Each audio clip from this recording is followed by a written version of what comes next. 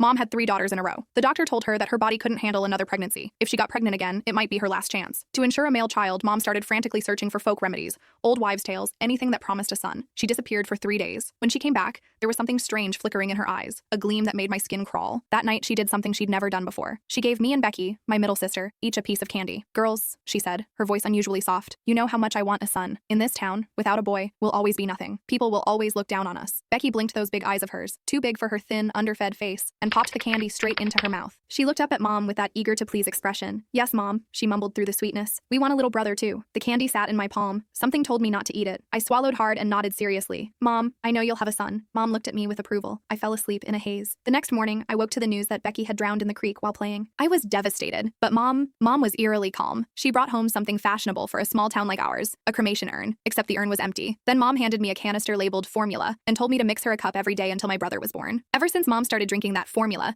her belly grew bigger and bigger. Half the town said she was carrying twins. Others said the way her belly came to a sharp point meant it was definitely a boy. Mom couldn't stop smiling. "Just one baby," she'd say, beaming. "He's just big, well-nourished." The child really was enormous. Mom's belly swelled up like a watermelon, purple-red stretch marks crawling up toward her chest. She was always complaining about how itchy those marks were, scratching at them until they looked even more horrifying. Raw, angry lines across her skin. Lately, as she got further along, she kept saying her belly felt hard as a rock. Whenever that happened, a cup of that formula would bring color back to her face and calm her down. She even stopped cursing at me as much. But the powder in that canister was running out. I told Mom there wouldn't be enough to last until the baby was born. Should we get more? The moment the words left my mouth, Mom's eyes locked onto me. After I cowered and trembled for a moment, she shook her head. "I'm going to stay at Grandma's for a couple days," she announced. I didn't dare argue. Even without her saying it, I knew. Mom was going to get more formula. Sure enough, when she came back, she said my youngest sister Sarah had been in a car accident. She brought home another empty urn. At the same time, she handed me a sugar canister. It was filled with that same fine, odorless powder. Nothing like milk formula at all. Following her instructions, I mixed the 2 powders together. I overheard her muttering to herself, "Good thing I kept the smaller one as backup. Otherwise, how would I feed my precious baby boy?" Every hair on my body stood on end, but I could only pretend I hadn't heard. Mom's labor was brutal.